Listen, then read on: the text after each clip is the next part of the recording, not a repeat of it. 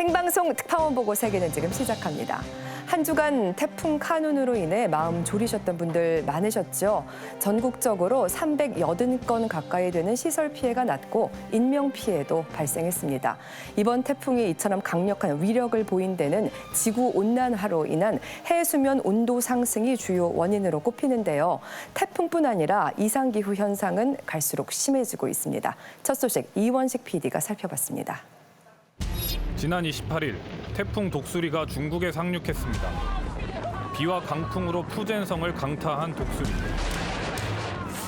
폭우를 견디지 못한 산이 무너져 마을을 덮치고 도로와 교량이 붕괴해 인명피해가 속출했습니다.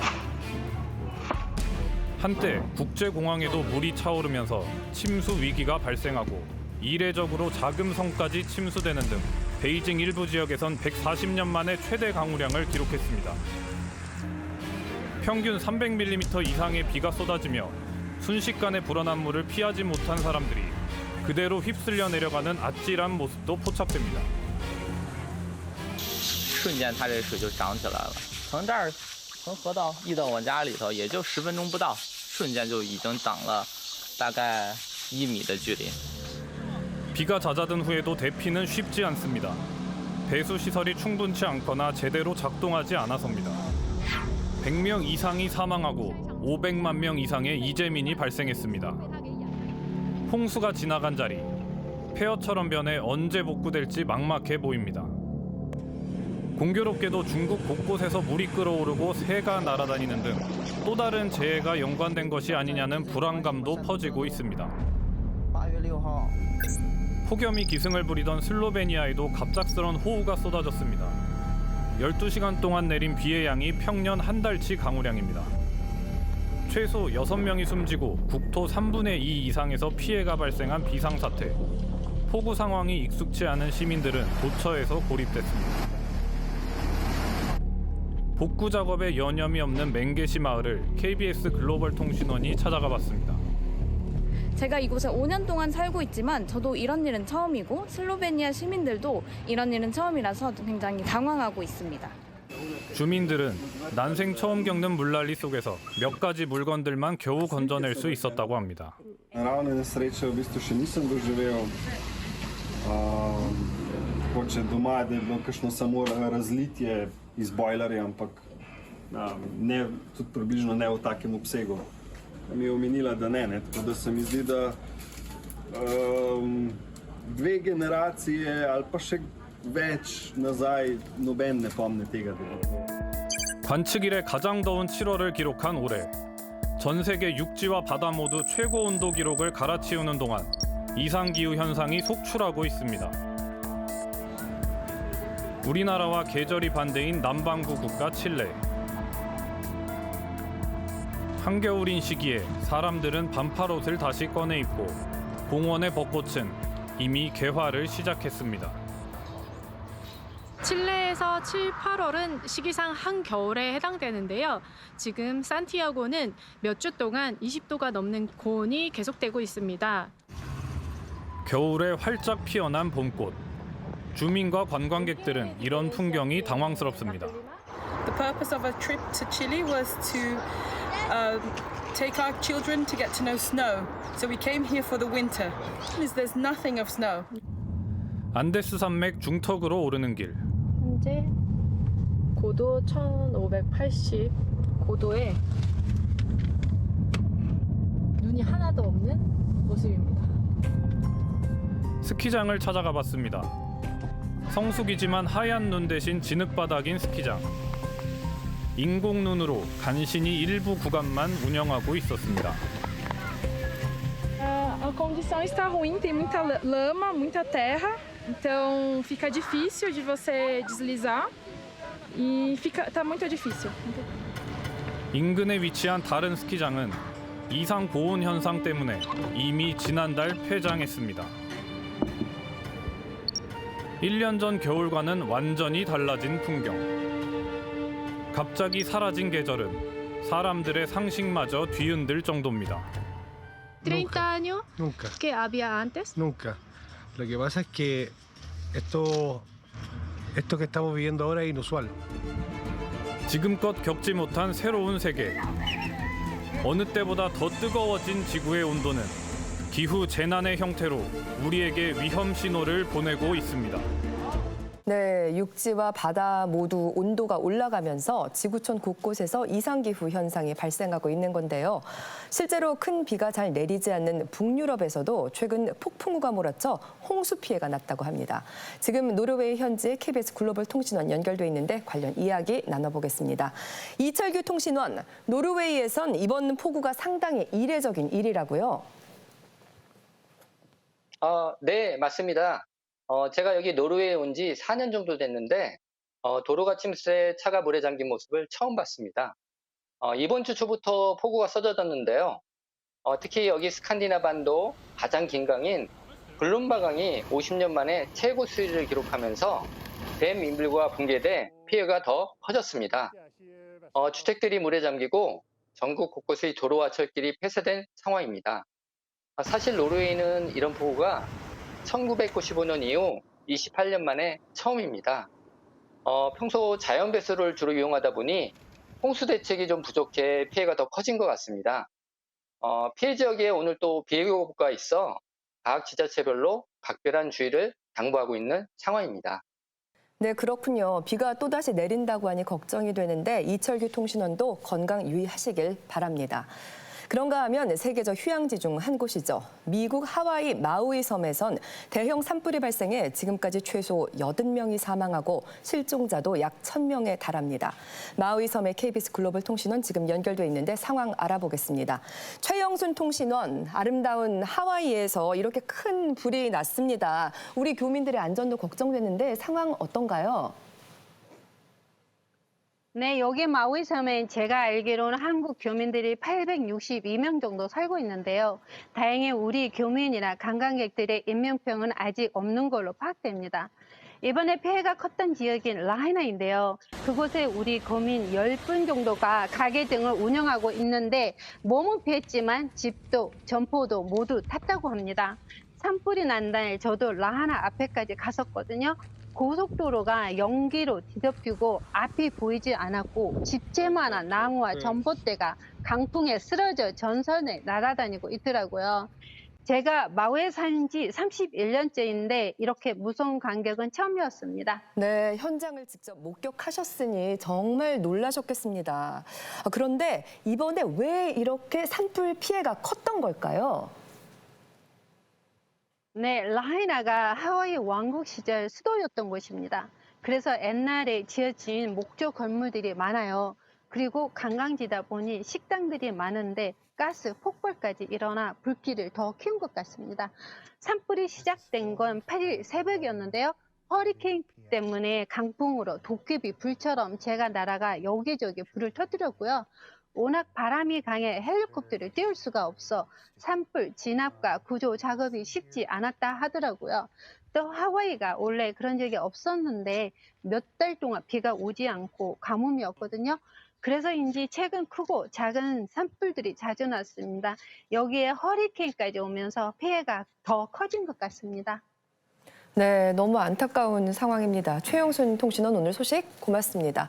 보니까 하와이에서 수색 작업이 본격화되면서 사상자 규모가 더 늘어날 것으로 보인다고 하더라고요. 어떻게 보셨습니까? 산불과 이 강풍이 최악의 조합인데요. 근데 원래 지금 허리케인 때문에 강풍이 발생을 했다고 했는데 이 허리케인이 800km 바깥에서 발생을 했기 때문에 많은 전문가들이 마우이까지는 오지 않을 거라고 생각을 했는데 이게 문제가 뭐냐면 이제 해수면의 온도가 계속 올라가잖아요. 그러면 이 수증기가 뜨거운 공기가 수증기를 더 많이 품게 되고 그것이 바로 폭풍우를 만들게 되는 강력한 폭풍우를 만들게 되는데요. 근데 이게 지금 그래서 마우이에 거의 시속 120km가 넘는 강풍이 마우이 섬을 덮친 겁니다. 그러니까 이 산불이 단순한 자연재해만으로는 볼 수 없는 거네요. 하와이뿐 아니라 각국에서 지금 펼쳐지고 있는 이상기후 현상이 정말 두렵게 다가옵니다. 다음 소식입니다. 최근 우리나라에서 외국인 가사 도우미 제도를 도입하는 움직임이 일고 있죠. 이 제도를 일찍부터 도입해 적극 활용하는 나라 중 대표적인 곳이 바로 싱가포르입니다. 도입한 지 45년이나 됐는데 그 실태가 어떨지 최진영 PD가 취재했습니다. 아시아의 금융허브 싱가포르. 아침이면 유모차를 미는 외국인 여성들을 쉽게 볼 수 있습니다. 대부분 육아나 간병을 돕는 외국인 가사 도우미들입니다. Yeah, I'm a helper. She has siblings here, two. One brother, one sister. If not children, elderly, old people. 수업이 마치는 시간에 맞춰 아이들을 맞이하는 것도 이들의 일과입니다.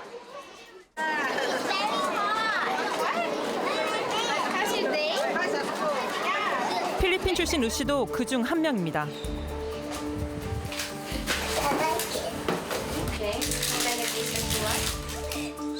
고향에서 교사였던 루시는 싱가포르에서 가사 도우미로 지낸 지 6년째입니다.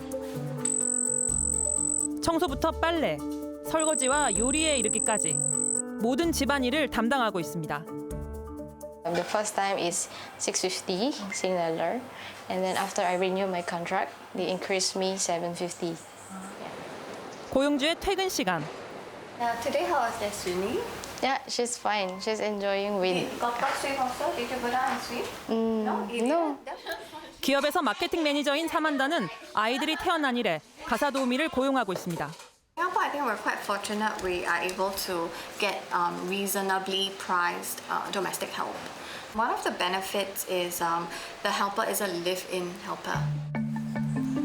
This is my room. 싱가포르에서 외국인 가사 도우미를 고용하는 가정은 숙식을 제공해야 하는데 이때 도우미를 위한 가정 내 별도 공간을 마련해야 합니다. It's very cold actually because after my work, I just sit here. Usually, yeah. 루시는 필리핀에 있는 부모님 부양과 함께 여동생 교육비를 책임지고 있습니다. My salary full I can keep it. I can give to my family. 싱가포르에서는 세금 등을 제외하고 월급 50에서 80만 원이면 외국인 가사 도우미를 고용할 수 있습니다. 구직자는 본국에서 정규 교육 8년 이상을 마쳐야 지원이 가능합니다. 그렇다면 어떤 경로로 외국인 가사 도우미를 구할 수 있을까? 이곳은 외국인 가사 도우미들을 연결해주는 업체들이 모여있는 곳인데 싱가포르에는 지역마다 이러한 곳들이 있다고 합니다. 제가 한번 들어가서 살펴보겠습니다. 지역 쇼핑센터 내에 있는 외국인 가사 도우미 소개 업체. 일부 업체에선 취업을 희망하는 동남아시아 여성들이 자신이 할 수 있는 일을 보여주면서 고용주를 기다리고 있습니다.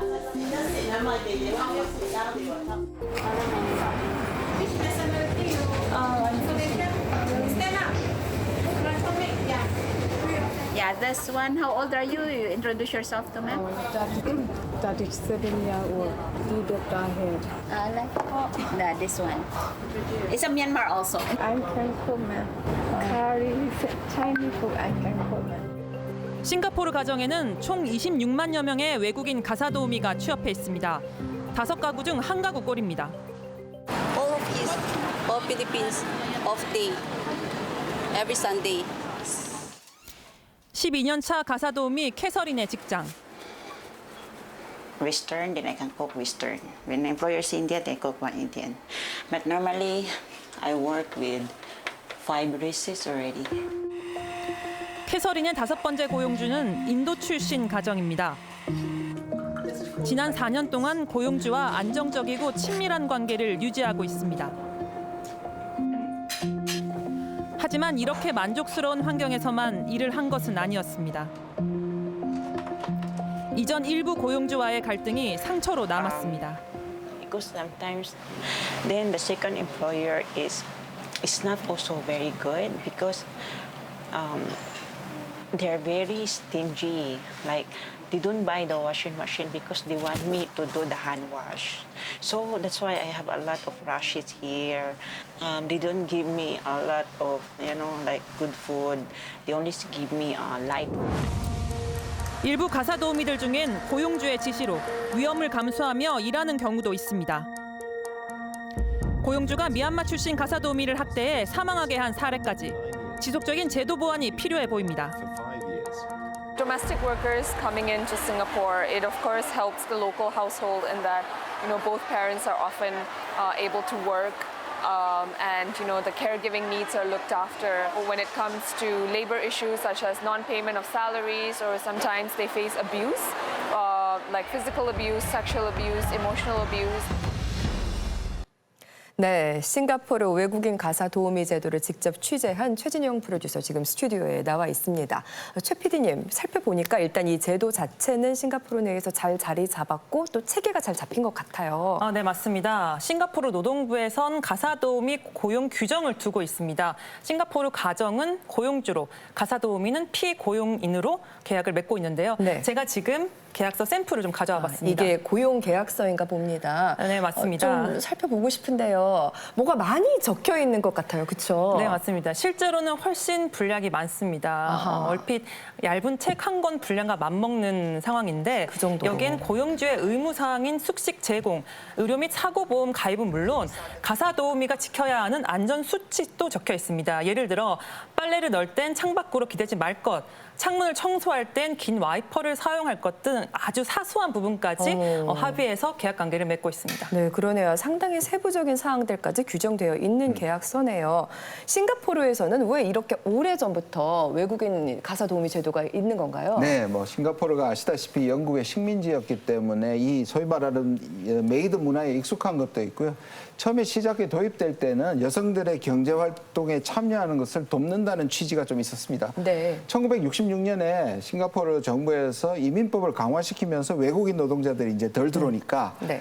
뭐 제조업이라든지 건설업에 저숙련 노동자들이 모자랄 거 아닙니까? 사람이 그것을 필요해서. 이제 여성들의 경제 활동을 통해서 메우려 했는데 그러려면 보육의 문제를 해결해야 되고 그렇죠. 이 보육은 결국 가사 도우미를 도입하게 된 가장 큰 이유가 됩니다. 네. 뭐 어찌됐든 도입 초기에 29.3%에 있던 여성 경제 활동 인구가 10년 뒤에는 40.3%까지 늘어났습니다.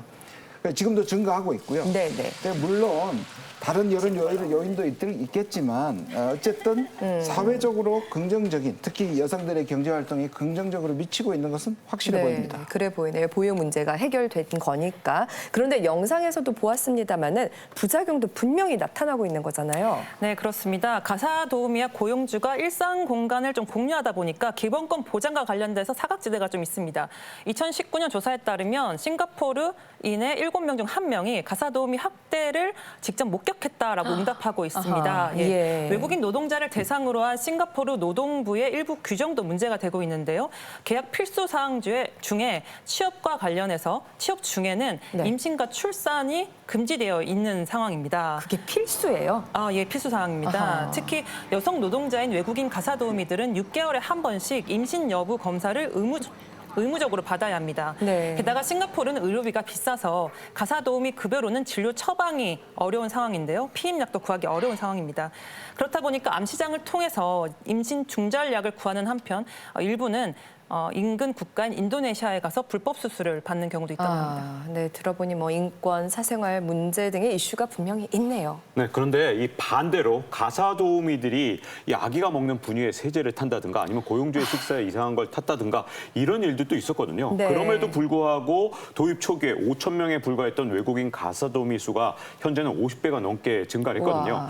특히 최근에 싱가포르도 고령사회로 접어들면서 노인 돌봄 업무를 위한 가사 도우미 역할이 더욱 중요해지고 있는데요. 네. 자, 여기에 이 세금, 보험료 등을 제외하고 80만 원 안팎인 이 값싼 고용비가 여러 가지 한몫을 하고 있는데 싱가포르인들의 이 월급이 한 500만 원 정도 되거든요. 그러니까 맞벌이를 기준으로는 한 10분의 1 정도의 월소득만 사용한다면 외국인 가사 도우미로 아니면 가사나 아니면 육아까지 책임져 주는 그런 사람을 고용할 수 있는 거죠.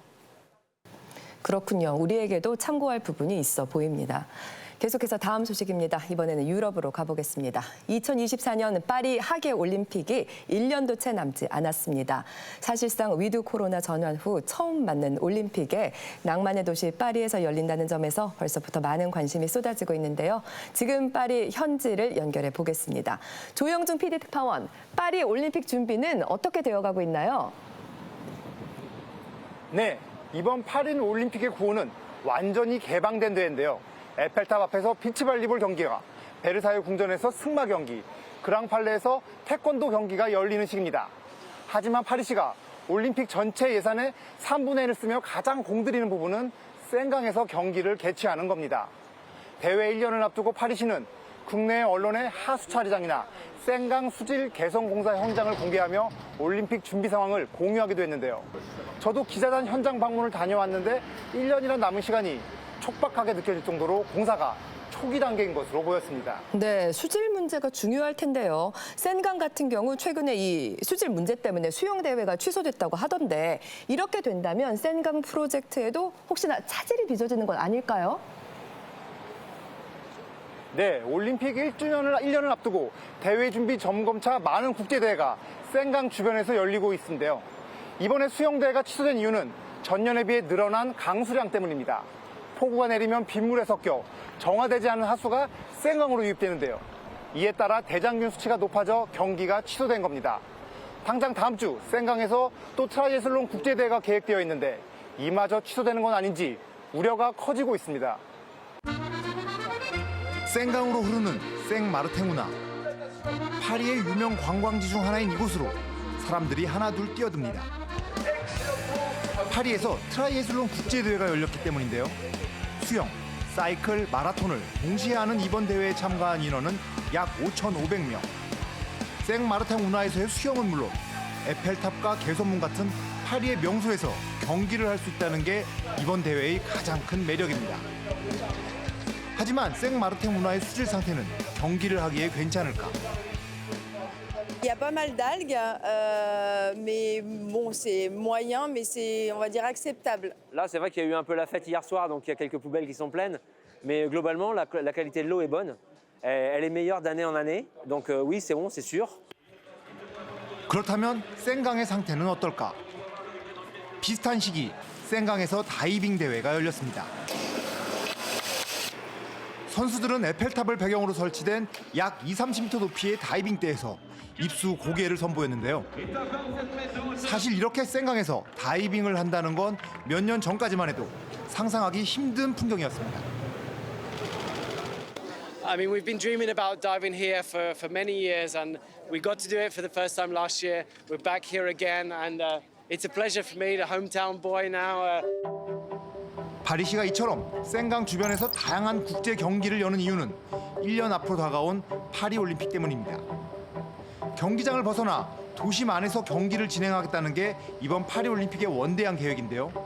수영 종목도 그중 하나입니다. 1900년 파리 올림픽 당시에도 이곳 센강에서 7개의 수영 경기가 열렸습니다. 이번에도 파리시는 트라이애슬론 다이빙 10km 수영 경기를 이곳에서 열 계획인데요. 문제는 센강의 수질입니다. 수영을 하기엔 너무 더럽기 때문입니다. 파리 시민의 생활 중심지인 센강은 강 위의 배들과 강 주변 레스토랑 때문에 얼핏 봐도 깨끗한 상태는 아닙니다. 게다가 비가 오면 하수와 오물이 센강으로 유입됩니다. 이 때문에 파리 시민들은 센강 수영 계획의 현실성에 의문을 품습니다. La Seine n'est pas très propre, donc je suis pas sûre que ce soit ce qu'il y a de plus simple pour les personnes qui plongeraient.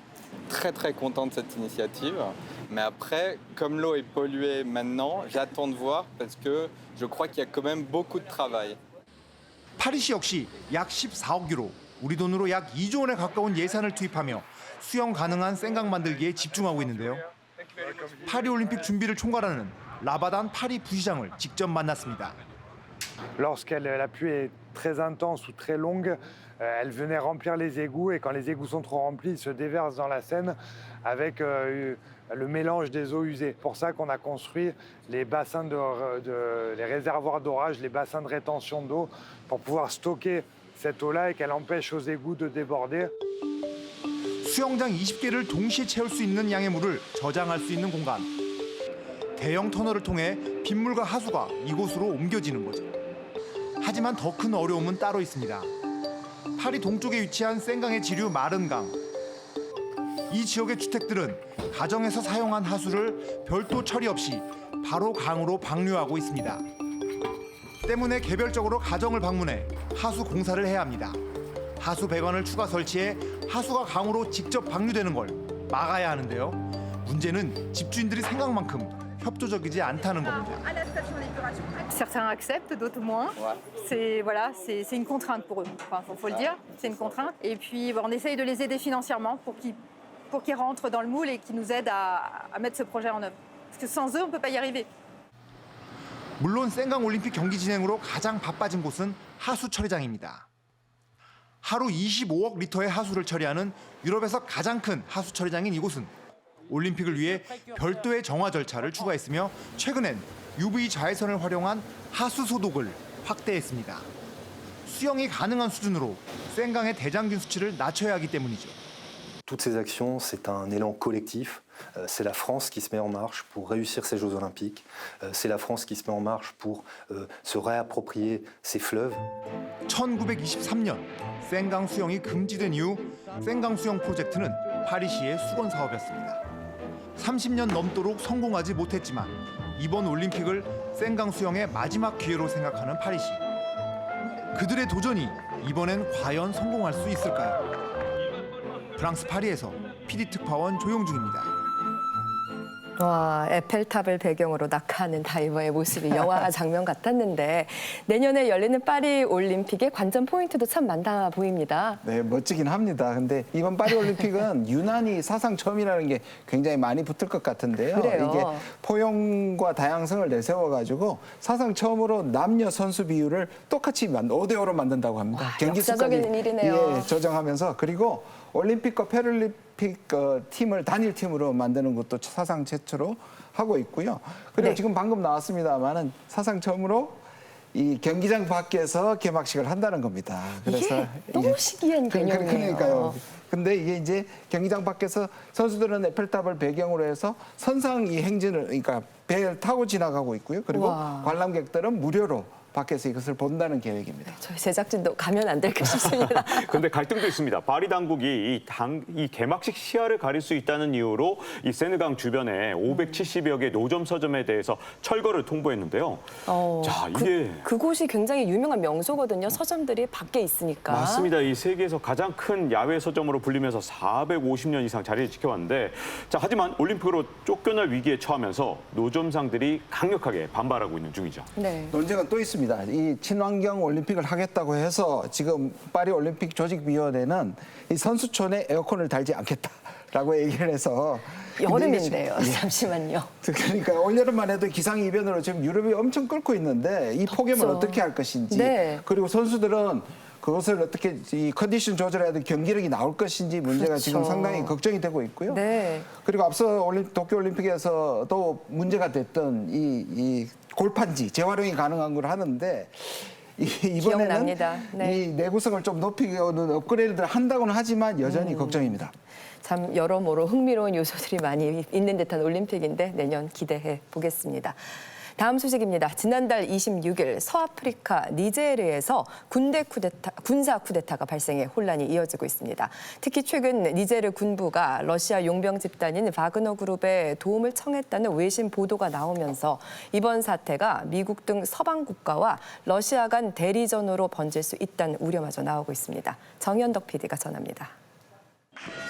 니제르 대통령 관저 총성이 울리고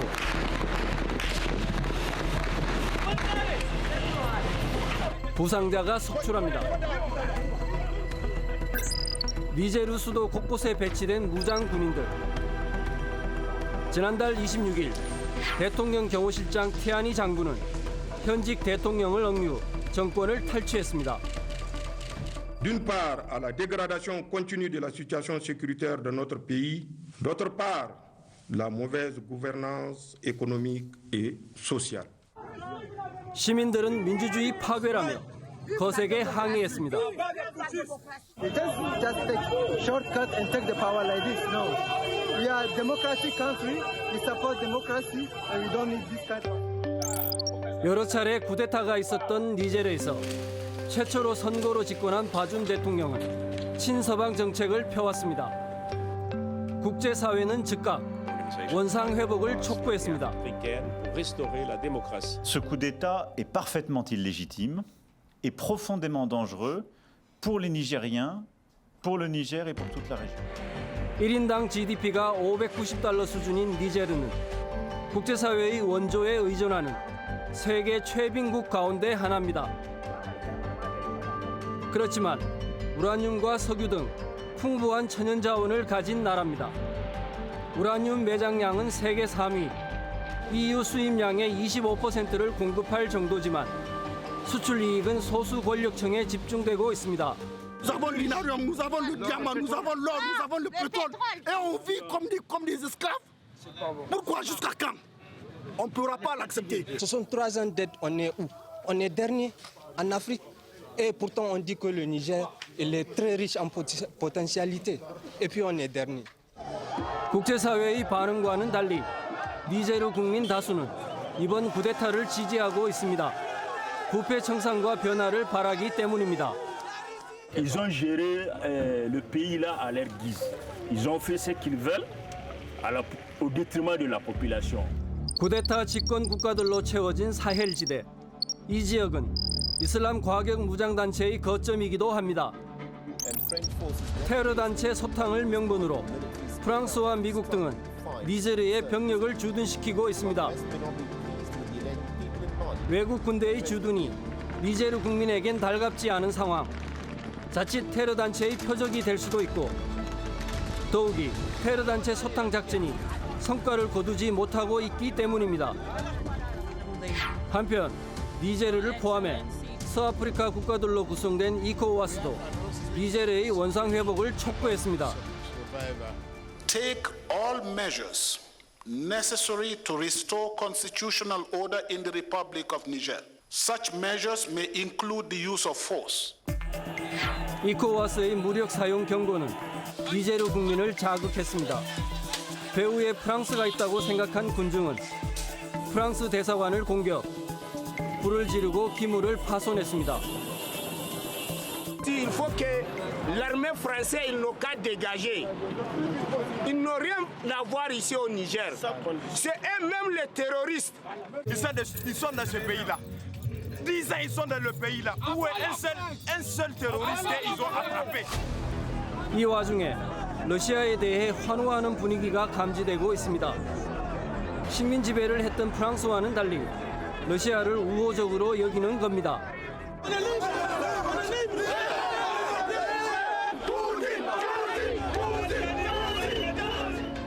아프리카에서 원조를 통해 영향력 확산을 꾀하는 러시아는 용병을 이용해 군사적 진출까지 노리는 것으로 보입니다. People have been outside waving Russian flags, saying that they welcome Wagner, they want Russia to come, and they want the French to leave. People say that they're angry with the insecurity in the country. It's unclear right now how much support Bazoum still does have. He has yet to resign, and so there is still a lot of uncertainty moving forward.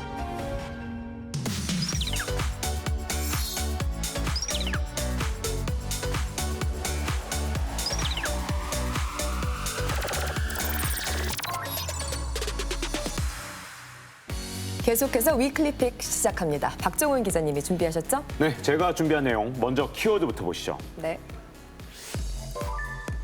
네, 바로 거리의 악마입니다. 제목상 무언가 좋은 느낌은 아닌데요. 네, 일본에서 큰 사회적 문제가 되고 있다고 하는데 먼저 영상부터 확인해 보시죠. 네. 자, 지난달 일본의 한 전철 안에서 흉기 난동 사건이 벌어졌습니다.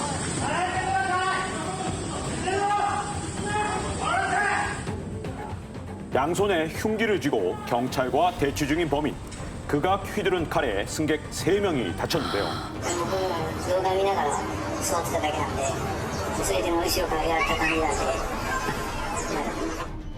일상 공간이었던 지하철은 공포의 장소가 된 지 오래입니다. 만원 지하철 안 한 남성이 흉기를 휘두르고 불을 지르면서 아수라장이 됐습니다. 어머. 자, 그런데 이 범인의 모습 보면 네. 조커 분장을 한 범인이 범행 뒤에 현장에서 태연하게 저렇게 담배를 피웠거든요. 이 모습이 않게. 시민들을 더욱 경악하게 만들었죠. 소름 돋네요. 자, 이보다 앞서 2008년 번화가 아키하바라에서 벌어진 이 사건 뒤에 이 일본에선 거리의 악마를 뜻하는 도리마라는 신조어가 생겨났는데요.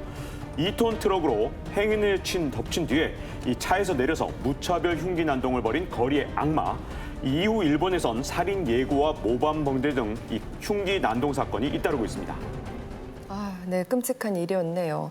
일본에서는 그러니까 이미 뭐 얼마 전 우리나라 서현역 사건과 비슷했던 사건이 발생을 했었고 그리고 꽤나 오래전부터 이것이 사회적 문제가 되었던 거군요. 네, 일본 경치청에 따르면 이 관련 통계를 작성한 1997년부터 2016년까지 바로 도리마 이 무차별 흉기 난동 사건이 136건이 발생했다고 하는데 네. 3건이 발생한 해도 있고 심지어 14건까지 발생한 해도 있거든요. 와. 자, 그런데 중국도 최근에 이 같은 범죄들이 지금 문제가 되고 있습니다. 네. 지난달 광둥성의 한 유치원에 20대 남성이 갑자기 들이닥쳐서 어린이와 교사 6명을 살해하는 끔찍한 일이 벌어진 거거든요. 유치원이요? 네, 올해만 해도 이런 무차별 흉기 난동 사건이 벌써 3건이나 발생했다고 하는데 모두가 유치원, 학교 같은 교육 현장에서 벌어졌기 때문에 더욱더 충격을 주고 있습니다. 아, 무섭습니다. 우리나라도 그렇고 도대체 세상이 어떻게 되려고 이런 흉흉한 사건들이 벌어지나 모르겠고요. 왜 미국에서도 참 총기 난사 사건이 너무나 잦고 또 얼마 전에 보니까 영국에서도 길거리 흉기 난동 사건이 있었다고 하는데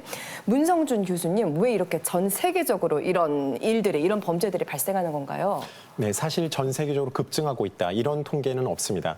동기가 불분명하다 보니 명확한 네. 범죄 분류가 어렵기 때문인데요. 우리나라에서도 그동안은 묻지마 범죄라고 부르다가 최근에 이상동기 범죄라고 명칭을 공식화했습니다. 네. 미국 FBI에서는 불특정 동기 살인이라고 해서 관련 범죄 사례들을 분석하기도 했는데요. 일정 부분 공통점이 나타납니다. 네, 어떤 건가요? 첫 번째, 범행 대상 선정이 무작위라는 점. 두 번째, 네.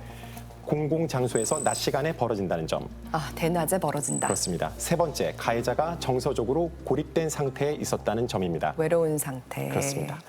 특히 공공장소에서 낮 시간에 벌어진다는 점이 다른 범죄와 두드러진 차이점이라고 할 수 있는데요. 네. 보통 범죄자들은 신원을 들킬 것을 우려해서 밤이나 인적이 드문 장소를 선택하기 마련인데요. 하지만 이상동기 범죄자들은 신원이 노출되어도 상관없다. 급기야는 누구든 다 죽이고 나도 죽겠다는 식으로 이어지는 경우가 적지 않습니다.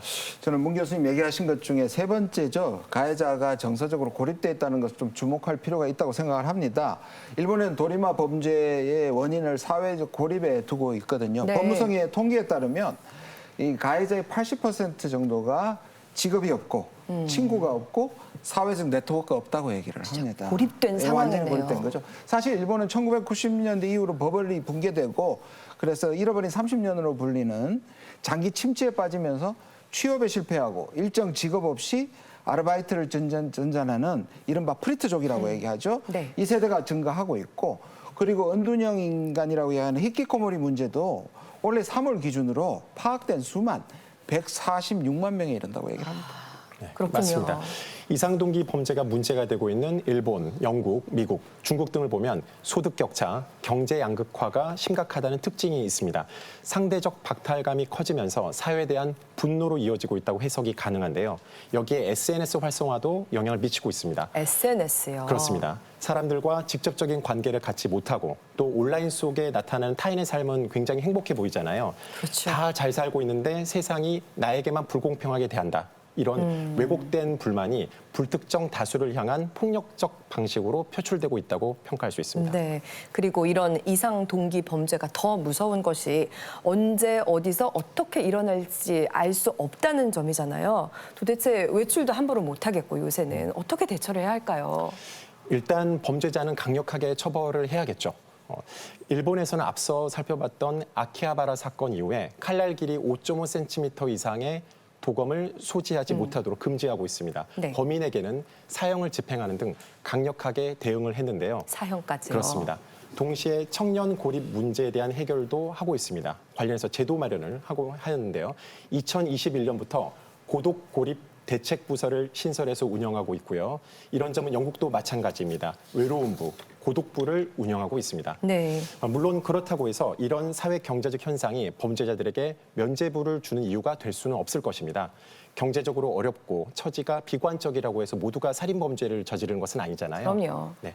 하지만 범죄가 일어나기 쉬운 환경이 되는 것은 사실이기 때문에 처벌 강화와 더불어서 사회 안전망을 만들고 잠재적 위험 요인들을 어떻게 우리 사회 제도권 안으로 편입시킬 것인지 고민이 필요한 시점이라고 할 수 있습니다. 네, 그러니까 강력한 처벌과 사회 안전망을 동시에 만들어야 한다는 말씀해 주신 그렇습니다. 거죠. 참 시사하는 바가 큽니다. 이렇게 위클리 픽 살펴봤고요. 다음 소식입니다.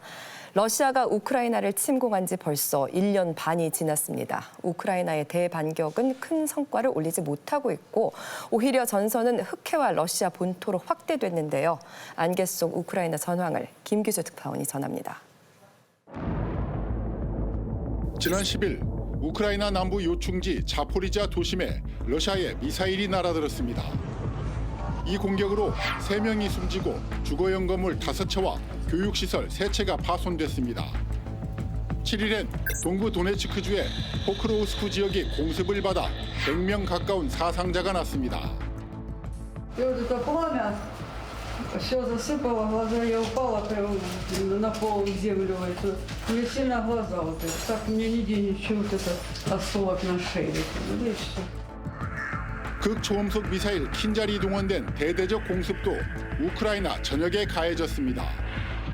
최근에 집중된 공격의 공통점, 대부분 민간인 주거지였습니다. Але скільки б не було таких російських атак, все одно вони ворогові нічого не дадуть. Все одно ми захистимо свободу для України. 최근의 러시아 공습은 흑해와 모스크바를 향한 우크라이나 공격에 대한 보복 성격이 짙습니다. 지난 3일 러시아 본토 노보로시스크 해군기지 인근에서 상륙정 한 척이, 바로 그 다음 날 케르치 해협에서 러시아 유조선이 공격받았습니다. 모두 무인 자폭정, 해상 드론을 이용한 군사적 요충지에서의 공격이었습니다. 전선에서 수백 킬로미터 떨어진 러시아 수도 모스크바엔 하루가 멀다 하고 자폭 드론이 날아들고 있습니다. 지난 5월 크렘린궁 공습 이후 잠시 뜸했던 모스크바 드론 공격은 7월 이후 횟수가 급격히 늘었습니다. 지난 9일엔 모스크바 인근 공장에서 드론으로 추정되는 폭발이 일어나 10여 명의 사상자가 발생했습니다. В момент находился, получается, на работе, у нас ворота были открыты, я начал их закрывать. И произошел просто мощный взрыв. 우크라이나가 대반격에 나선 지도 벌써 2달. 전쟁은 안개 속입니다. 최전선은 여전히 교착 상태입니다. 이런 상황에서 러시아의 흑해 곡물협정 일방 파기는 전선을 확대시키는 결과를 낳았습니다. 러시아는 우크라이나의 최대 곡물 수출항 오데사, 대체 곡물 반출 통로인 다뉴브강 항구 도시들을 무차별 폭격하고 있습니다. 우크라이나의 흑해 공격, 그리고 모스크바 공격은 이에 대한 반격인 셈입니다. 우크라이나는 러시아 본토에 대한 공격을 선언했고, 러시아는 우크라이나 후방, 특히 민간인 거주 지역에 대한 공격을 강화하고 있습니다. Поступово війна повертається на територію Росії до її символічних центрів та військових баз, і це неминучий, природній та абсолютно справедливий процес. В разы увеличена интенсивность ударов по украинским военным объектам, в том числе обеспечивающим данные теракты. 더 우려스러운 것은 나토와 러시아 또는 벨라루스가 직접 충돌할 가능성도 배제할 수 없다는 점입니다. 러시아의 혈맹 벨라루스로 이동한 바그너 용병 집단이 최근 나토 회원국인 폴란드와 리투아니아 국경에 배치된 겁니다. Rosja i Białoruś zresztą zwiększają napór na granicę, zwiększają liczbę swoich prowokacji i musimy mieć świadomość tego, że 이와 함께 벨라루스가 주변국의 이민자의 불법 월경을 사실상 돕고 있다는 보도도 나옵니다. 바그너 그룹 소속 용병을 불법 월경시켜 유럽에 혼란을 부추기려 한다는 게 폴란드 등 주변국의 판단입니다. 러시아의 우크라이나 침공 1년 반. 우크라이나와 러시아를 벗어나 나토 동부전선에도 그 어느 때보다 긴장감이 높아지고 있습니다. 베를린에서 김규수입니다. 네, 이렇게 우크라이나 전쟁 소식까지 짚어봤습니다. 이번 한 주는 우리나라를 비롯해 전 세계적으로 자연재해로 인한 피해가 컸습니다. 복구 작업이 진행 중인 곳도 있고 추가 피해가 우려되는 곳도 많은데요. 계속 안전에 각별히 유의하셔야겠습니다. 오늘도 생방송 함께해 주신 여러분 고맙습니다.